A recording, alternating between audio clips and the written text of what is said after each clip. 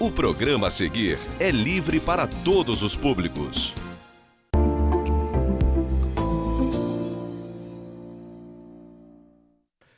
Olá, seja bem-vindo. Eu sou o professor Ricardo Lengruber e esse é o programa Ponto de Vista. Nosso objetivo aqui é debater, dialogar e pensar, aprofundar os assuntos. Hoje nós vamos conversar sobre informação, sobre jornalismo em tempos de rede social. Para a nossa conversa, para o nosso diálogo de hoje, nós temos dois convidados. Temos Maicon Queiroz, radialista da Blitz News, aqui de Nova Friburgo, e temos também o amigo Márcio Madeira, da TV Zoom e do jornal A Voz da Serra. Daqui a pouquinho, depois do intervalo, nós conversamos sobre jornalismo e informação em tempos de rede social.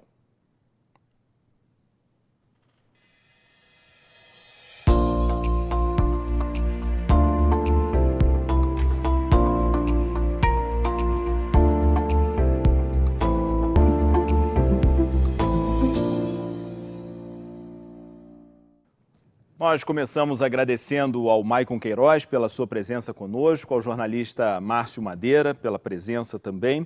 Queria começar, Márcio, ouvindo de você um pouquinho sobre o que é a profissão de jornalismo nesse início de século XXI, nesse tempo de profunda transformação, tecnologia, informação de massa, redes sociais. Qual é a sua leitura sobre o jornalismo hoje? Bom, antes de tudo, obrigado, Ricardo, pelo convite.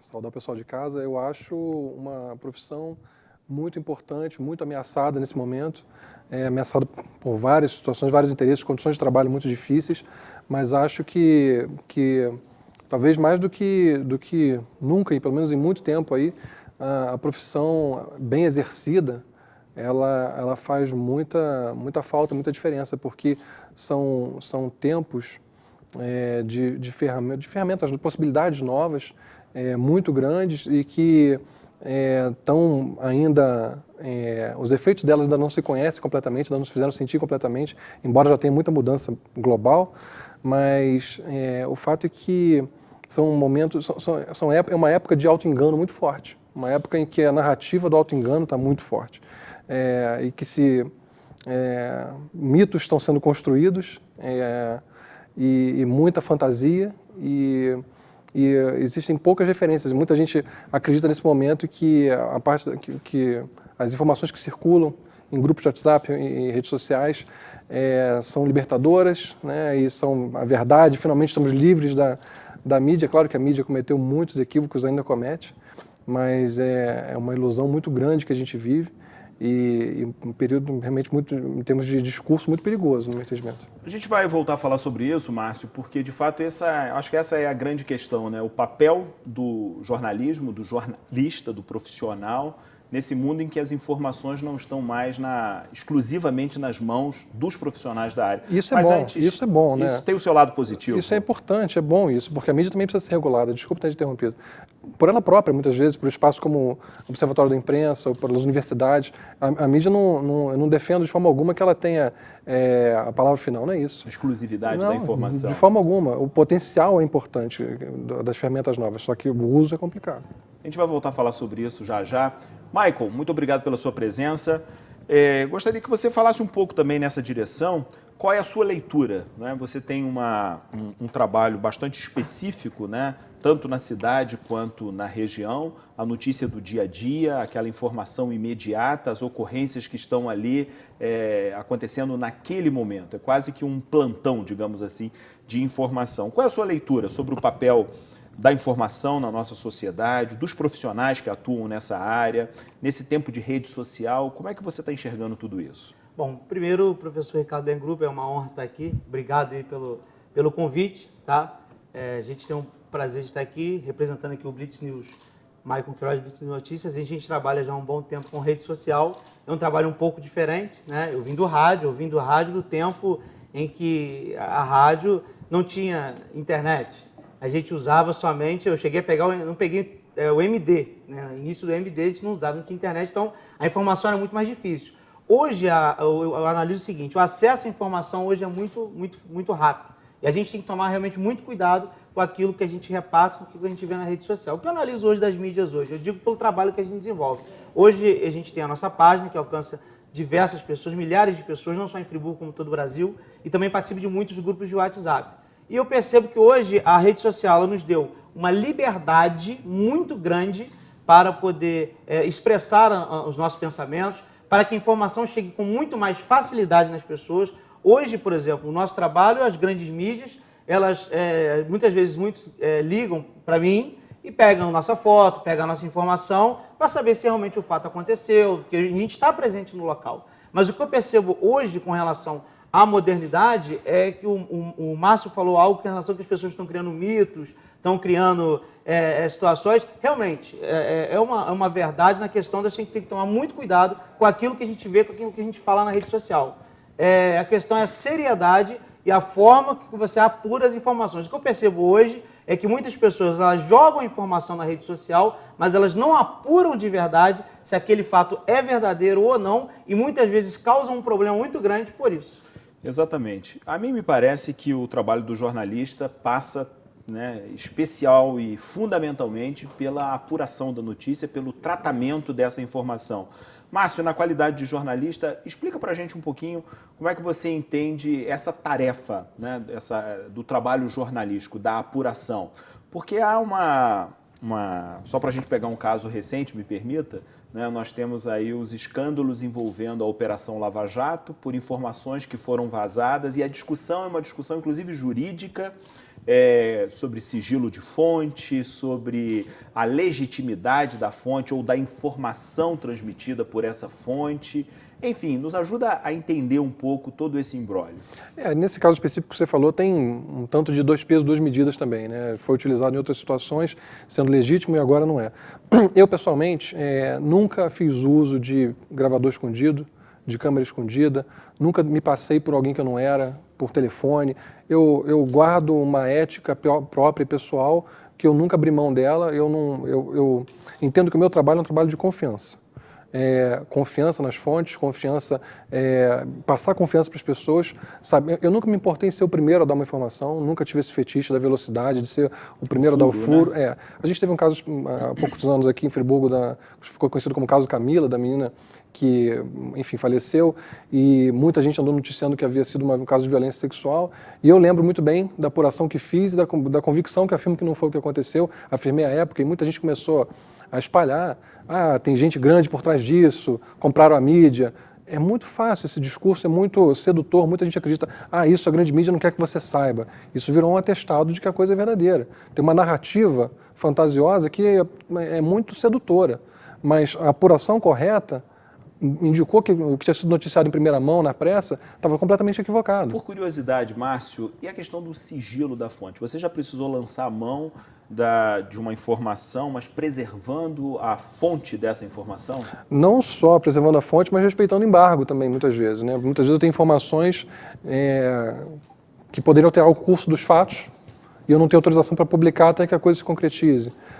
Eu respeito sempre o sigilo da fonte, sempre, nem sob tortura eu revelaria a fonte se ela não me autorizar, e também respeito o embargo. Muitas vezes eu tenho furo, muitas vezes eu deixo de dar informação, de ser o primeiro a dar informação em respeito à minha fonte. Porque eu entendo que é uma relação de confiança, como eu disse, de mão dupla. Claro. Eu não traio a confiança de quem confiou em mim, não exponho além do que a pessoa me autoriza, e muitas vezes deixo de dar a informação completa ao leitor, e muitos jornalistas não concordam com isso, mas eu não vou além de certo limite. Como é que acontece isso, Maicon, nas redes sociais? Ou seja, você que trabalha com aquela informação quase que imediata, como é que essa depuração da informação acontece? Quais são os cuidados? Como é que você trabalha com essa questão? No meu caso, professor, eu faço um trabalho de jornalismo, Eu vim do rádio, mas hoje eu desenvolvo o trabalho de jornalismo. O que acontece? A apuração se dá no seguinte, a gente tem fonte, como o Márcio mesmo disse, de informação, a gente liga e procura saber. Eu, no caso, eu vou no local da informação. Diferente, muitas vezes, muitos órgãos, que, vamos supor, às vezes é o que o Márcio falou, eu já me preocupei muito em ser o primeiro a dar informação. Hoje, como o Márcio falou, interessante, não tenho tanta essa... Muitas vezes eu sou o primeiro, mas não tenho tanta essa preocupação. Eu tenho a preocupação, sim, dar informação com velocidade, mas com qualidade e sem ser algo que não tenha credibilidade. Porque o problema todo hoje da rede social é isso. Existem muitas fontes de informações, mas essas fontes não têm credibilidade. Eu sempre me atento em ligar para as pessoas corretas, autoridades, por exemplo, coronel do Corpo de Bombeiro, comandante da Polícia Militar, todas essas fontes para poder saber se é verdade. Se é com relação a algum familiar ou alguma pessoa, eu procuro a família, vou no local, apuro antes de colocar a informação. Isso é muito importante, a gente tem que tomar muito cuidado, porque já aconteceu casos assim de acontecer coisas graves por conta disso. Você está falando sobre a rede social, sobre as mídias, né, que chegam de maneira imediata, né? A gente pega um aparelho de telefone, quer dizer, eu tenho a informação na mão naquele momento. Acontece muito hoje, a gente lê o jornal de manhã e quando é 10 horas da manhã, 11 horas da manhã, já há notícia nova que tradicionalmente a gente conheceria apenas no dia seguinte, né? E a gente já conhece ao longo do curso dos acontecimentos. Sobre isso, Márcio, qual é o papel do jornal impresso, né? Dessa mídia, que é uma mídia quase que secular, quase não, secular, e está aí ainda competindo, né? Mas ao mesmo tempo eu percebo que as próprias redes sociais, de certa maneira, se ancoram na mídia impressa, ou seja, é como se houvesse ali uma âncora de garantia, de informação, de credibilidade, de informação apurada, notícia apurada. Você, como jornalista que atua no jornal impresso, qual é a sua leitura sobre o papel da mídia impressa na atualidade? Eu acho que, na verdade, acontece com a mídia impressa o que acontece com qualquer meio de comunicação, sempre que ele é superado em termos tecnológicos, né? Ele, na verdade, no meu entendimento, ele só descobre a própria vocação, o próprio potencial, a partir do momento que existe um concorrente mais novo. Aconteceu isso com o rádio, quando surgiu a televisão, quando surgiu a internet. Sempre o veículo, todo mundo fala, vai acabar. Mas veja o Jornal do Brasil, por exemplo, quando deixou de ter o impresso, como encolheu? Quando ficou só na internet, ele encolheu demais, voltou e depois já não se sustentou de novo. O impresso ainda tem muito peso e o fato dele ser tão lento em relação às novas mídias também traz vantagens. Eu penso que o impresso ele não se sustenta mais se ele der só o que sai nas mídias sociais, porque ele vai dar mesmo conteúdo atrasado já, não vai compensar. O impresso ele tem atualmente o papel de aprofundar os assuntos, de explorar pautas mais trabalhadas, reportagens de fato, reportagens planejadas e boas pautas que eventualmente não seriam feitas num veículo muito imediatista, e os assuntos do dia a dia serem aprofundados com uma apuração mais longa, sem aquele peso tanto da informação sair rapidamente, embora nenhum veículo impresso atualmente não tem uma página na internet para poder dar informações rapidamente também, mas acho que o papel dele é o de aprofundar a informação, de ir além das pautas diárias e também fazendo reportagens. Trabalhar a opinião, inclusive. É um espaço para isso também. Debate de informação. Eu queria conversar com vocês, antes da gente fazer o nosso intervalo comercial, um pouco sobre a opinião de vocês a respeito da regulação da mídia. Esse é um assunto bastante debatido, não apenas no Brasil, fora do país, inclusive. Há posicionamentos ideológicos, inclusive, muito distintos sobre isso, né? Uma mídia absolutamente livre ou uma mídia com uma determinada regulação. Qual é a leitura, na opinião de vocês, o papel do Estado, o papel de agências, o papel da sociedade civil em relação às mídias, às informações que circulam na sociedade? Pode começar. Pode começar. Não, professor, eu enxergo o seguinte, com relação à regulação à mídia. Eu acho que tem que ter uma regulação com relação às pessoas serem punidas por colocarem principalmente fake news na rede social com notícia falsa.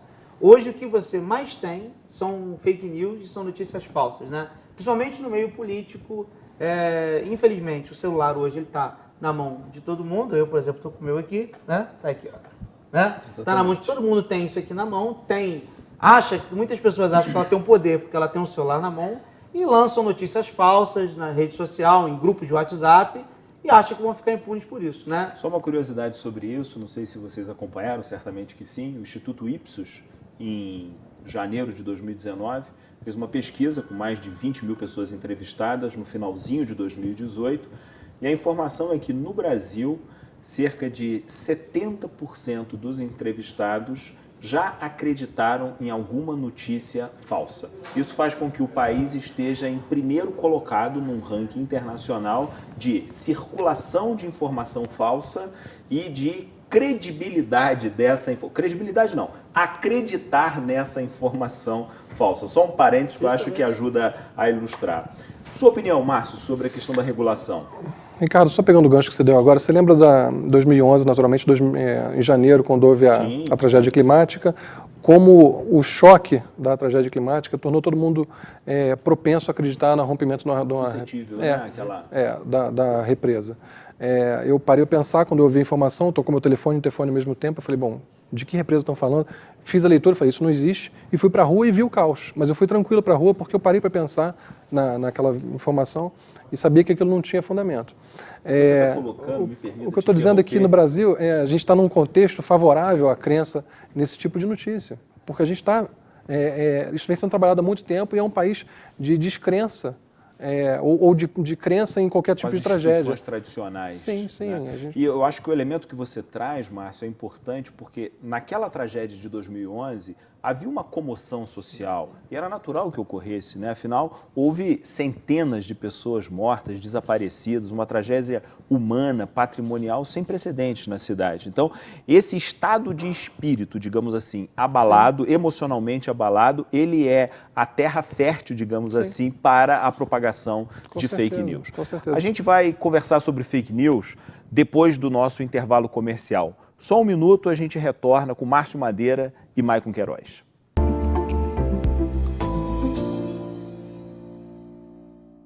Há 19 anos, através de uma ideia inovadora e inédita na cidade, surgiu a TV Zoom. Por amor a Nova Friburgo, superamos desafios, crescemos. Éramos só televisão e hoje a TV Zoom é aplicativo, portal de notícias, sistema de Smart TV, serviço de streaming e, claro, o seu Canal 10. Produzimos mais de 1.100 minutos semanais de conteúdo 100% Nova Friburgo. E é por isso que somos a TV preferida pelos friburguenses. TV Zoom, há 19 anos, no coração de Nova Friburgo. Acesse tvzoom.com.br e fique por dentro das principais notícias de Nova Friburgo.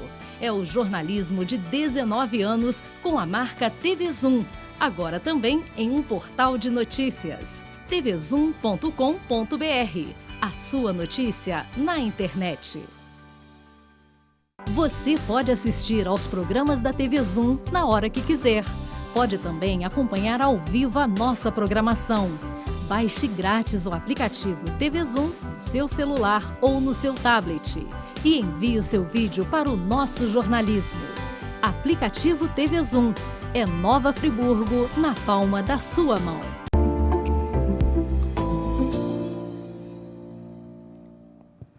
Olá, estamos de volta. Esse é o programa Ponto de Vista. Hoje nós estamos conversando sobre jornalismo, sobre informação em tempos de redes sociais. Nossos convidados são o jornalista Márcio Madeira e o radialista Maicon Queiroz. Terminamos o bloco anterior conversando sobre regulação da mídia, começamos a falar um pouquinho sobre fake news. Eu queria voltar a palavra para o Márcio, que estava falando e eu o interrompi, sobre regulação. Qual é a sua opinião, Márcio, sobre a questão da regulação da mídia? Eu acho que ela tem que ser primordialmente própria, a regulação interna do próprio mercado, do próprio jornalismo, não externa. Eu enfrento isso muito aqui. Vejo o tempo todo pessoas tentando controlar ou afetar meu trabalho, quer seja com intimidação, quer seja com tentativa de suborno, quer seja com, ao oposto, tentativa de asfixia econômica. Então eu sinto o tempo todo essa disputa de interesse. Se nós estivéssemos trabalhando sempre com pessoas éticas, não haveria tanto problema. Mas nós temos, eu acho que a figura do ombudsman é muito importante, a figura daquele jornalista que pode criticar o próprio veículo.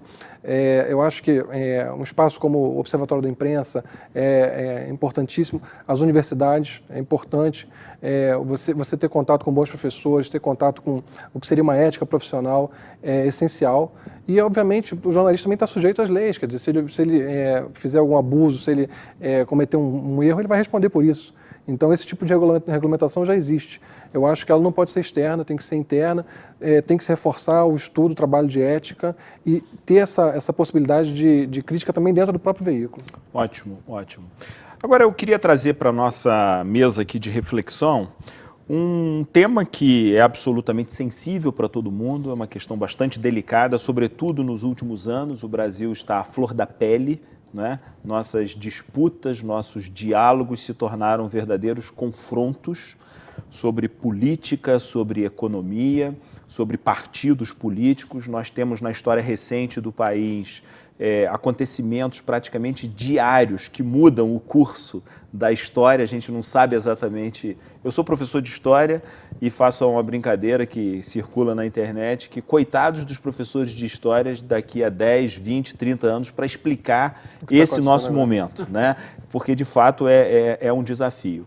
Na opinião de vocês, qual é o papel do jornalismo, o papel das mídias de uma maneira geral na interferência do cenário político local e nacional? Qual é a visão de vocês sobre isso? Eu acho que tem um papel muito importante e um papel muito perigoso, tá? Porque hoje nós temos, por exemplo, pessoas ligadas às redes sociais que são ligadas a políticos A, B, C ou D, e muitas vezes elas se utilizam da rede social para fazer o fake news do outro adversário, que a gente vê muito em Friburgo. Não é só em Friburgo, tem um trabalho que a gente abrange várias cidades, então eu vejo isso aqui, eu vejo isso em Bom Jardim, em Cachoeira de Macacu. Por exemplo, em Cachoeira de Macacu teve um tal do Blimbrom, é até engraçado esse termo, né, que gerou vários processos, né, onde se diziam que secretários ganharam aí volumes grandes de dinheiro num carnaval, e não foi nada disso, foi um fake news ligado a um outro político X, descobriram que fizeram esse tipo de situação. Então eu acredito que a rede social ela tem um papel de influenciar politicamente, sim, não só com relação a essa questão da fake, mas também com relação à população se expressar e ter a liberdade de colocar o seu pensamento, que antigamente não tinha. Antigamente, por exemplo, você via que o horário eleitoral gratuito, ele tinha uma força muito grande, nós percebemos isso, né? Nós vimos isso na última eleição. Sim.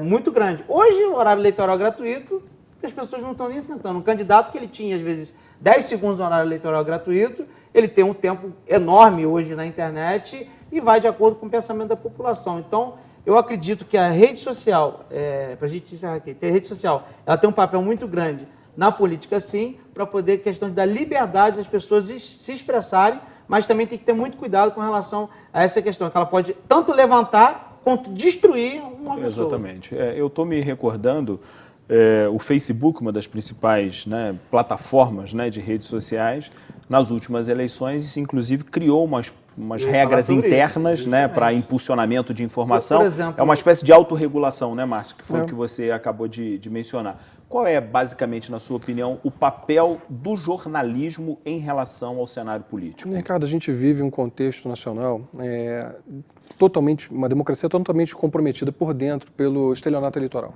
Totalmente. A gente vê campanhas baseadas... O que você chama de estelionato eleitoral? Promessas mentirosas.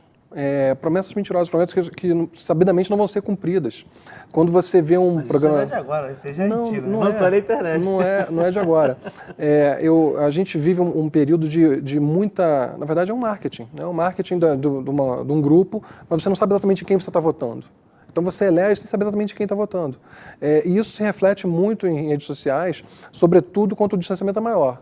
Uma campanha presidencial é muito mais permeada ainda por fake news do que uma campanha local. Você falou sobre registro de política local. Eu acho que o trabalho do Maicon é possível porque ele cobre situações próximas. Ele pode verificar, ele pode ir em loco, verificar a informação, então ele pode, porque imagina a quantidade de fake news que você recebe todo dia. Mas ele pode verificar, ele está ao alcance de um telefonema, está ao alcance dele lá. Quando é uma questão nacional, a fake news nada de braçada.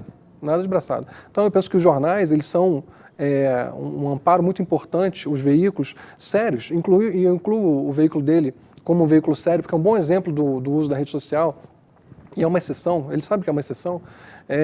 Então, a credibilidade, mais do que o veículo, a credibilidade, ela é essencial para você recontar essa história, para você poder revisitar esse período no passado, que evidentemente tem opinião nisso, evidentemente tem inclinações pessoais, só que você tem uma ética profissional e tem amarrações profissionais que você não encontra na rede social algum perfil fake. E todo mundo que é mal intencionado tem um difamador profissional na folha de pagamento. Todo mundo que falta com a verdade tem um... Pelo menos um, né? Pelo menos um. Ele tem uma folha de pagamento para pessoas dizerem o que ele não pode dizer. Desculpe interromper, abrindo um parênteses que você está falando aqui. Eu, inclusive, noticiei há pouco tempo atrás uma pessoa de Nova Friburgo que ela foi processada por injúria justamente por fatos denunciados da rede social. Inclusive, agora ele foi até condenado.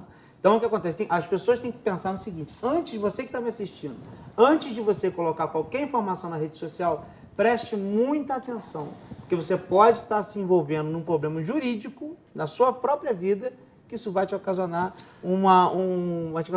como se diz, algo muito sério, um prejuízo para você. E você, às vezes, acha que não tem nada a ver, porque você está ali escondido na rede social. Eu queria conversar, para a gente se encaminhar para o final do nosso programa, exatamente sobre isso, né? Sobre medidas protetivas, digamos assim, que o cidadão, eu e quem nos assiste no programa de hoje, podemos ter com relação à informação. Como que nós, que não somos profissionais da área, conseguimos apurar e verificar a procedência, a veracidade, a credibilidade das informações. Mas antes eu queria só dividir com vocês uma sensação que eu tenho com relação a tudo isso, que é o fato de que a máquina política, a máquina de propaganda política, ela se utiliza do discurso da notícia para ganhar credibilidade. Então é muito comum nós encontrarmos pré-candidatos, candidatos, ou mesmo políticos já com mandatos, se confundindo, digamos assim, no ambiente do jornalismo, exatamente para, em primeiro lugar, ter visibilidade, em segundo lugar, manipular, no sentido negativo e no sentido positivo dessa palavra, manipular a informação. E, em terceiro lugar, ser, digamos assim, um polo que recebe as informações. Vocês dois são exemplos de quantas informações vêm quase que espontaneamente para as mãos de vocês, né? Imagine isso na mão daquele que está atrás de voto, daquele que está atrás de visibilidade, né? Então, de fato, é um impacto grande. Mas, se vocês querem comentar sobre isso, ok.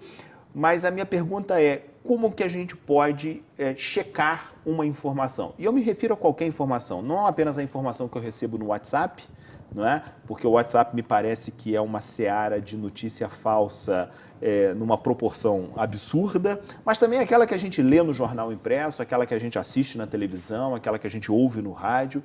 Como é que vocês nos aconselhariam com relação a isso? Eu acho que a primeira coisa é você não compartilhar alguma coisa que você não tenha certeza. Sabe, não passar adiante. Se você não tem certeza se aquilo não te soa confiável, se você não... Porque a gente tem que começar, Ricardo, desconfiando da gente mesmo. O primeiro passo é você desconfiar da tua propensão a acreditar em alguma coisa que te agrade, que te convém. Porque o grande problema é justamente esse. A maior parte das pessoas vai julgar a isenção ou não de um veículo de acordo com a proximidade daquilo com que ela gostaria de ler ou acredita que seja verdade. Se você... Pertencimento ou não àquela bolha ideológica. Se você fala em alguma coisa alinhada com essa bolha, você então é uma pessoa isenta. E se você fala alguma coisa diferente, ainda que eventualmente verdadeira, você não é isento, você é parcial. Então, a gente tem que começar a se despir desse tipo de condição, para poder começar a avaliar alguma coisa de maneira um pouco mais, menos emocional, um pouco mais racional. Claro. E, claro, tem muitos sites hoje em dia dedicados a pesquisar o que é fake news e o que não é. Tem formas de você entrar em contato, geralmente a matéria tem sempre um e-mail, tem algum contato do jornalista. Existem maneiras da pessoa buscar o acesso a quem escreveu, a quem publicou, e não passar adiante sem ter essa certeza. Ótimo. Não passar, a gente não precisa ter essa pressa de passar tudo, porque aquilo ali, eu sempre quis dizer isso, agora alguém está dizendo, eu vou passar adiante. Não é assim que funciona, ótimo, porque isso volta um dia contra você. Sem dúvida, sem dúvida. Né?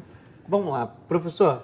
Primeiro passo, se uma pessoa colocar qualquer mensagem no WhatsApp, estiver assim, encaminhando informação, repassando informação, já não acredite que aquilo ali não é verdade. Segundo passo, se você conhece a pessoa, você não sabe quem é a pessoa que colocou, vá no WhatsApp dela, chama ela, pergunta. De onde você pegou essa informação? De onde vem? Outra coisa, vê de onde vem, justamente o que o Márcio falou. Site, de onde é a fonte, se a fonte é uma pessoa confiável, se essa pessoa... Data. Quem assina. E quem assina, se essa pessoa tem contato e, principalmente, procure ver também se as grandes mídias, isso é uma coisa que a gente tem que se pautar realmente, claro, colocaram aquela informação também para poder você se pautar se é verdade ou não. Se for uma coisa local, tenta procurar a família, tenta procurar a pessoa, porque às vezes a notícia ela te agrada muito, né? Por exemplo, vamos dar um exemplo aqui. Exatamente isso. Vamos dar um exemplo aqui. Botam lá, Maicon Queiroz do Blitz News morreu em um acidente de carro. Vou dar o meu exemplo aqui, né? Caraca, Igual, por exemplo, infelizmente a gente teve, é muito triste, né? Falecimento do nosso amigo ali, Borges, né? Na hora que me mandaram a informação, eu falei assim, será que é verdade? Tanto que eu demorei. Fui procurar primeiro, fui procurar a família, apurar a informação. Ótimo. Não passe para frente aquilo que você não sabe se é verdade. Sabe o que é engraçado, Ricardo? Tem às vezes, essas notícias, né, que circulam, eu vejo a pessoa falando assim, segundo informações, Isso é coisa mais genérica e... Segundo informações, a informação virou uma fonte própria. Né? Ótimo. É fantástico isso. Nós estamos chegando, infelizmente, ao final do nosso programa. Quero agradecer muito ao radialista Maicon Queiroz, Passou do rápido, Blitz hein? News, exatamente, pela sua participação conosco. Esperamos tê-lo de volta em outra oportunidade. Da mesma maneira, agradecer ao Márcio Madeira, jornalista da TV Zoom e do jornal A Voz da Serra. E agradecer também a você, em casa, pela sua audiência e pela sua participação conosco. O programa Ponto de Vista de hoje falou sobre informação, sobre jornalismo, falou sobre redes sociais. Há uma diferença bastante grande entre informação, entre notícia e propaganda. Talvez esse seja um bom critério para a gente checar aquilo que nos chega às mãos. Há alguém ganhando algo com essa informação, provavelmente se trata de propaganda. Mas se é algo que nos ajuda a pensar melhor, pensar mais sobre a nossa sociedade com vistas a melhorá-la, talvez, com certeza, isso seja notícia. Muito obrigado. Árvore e os frutos, não é isso? Exatamente. A gente conhece a árvore pelos seus frutos. É isso aí. A gente se encontra no próximo programa. Até lá.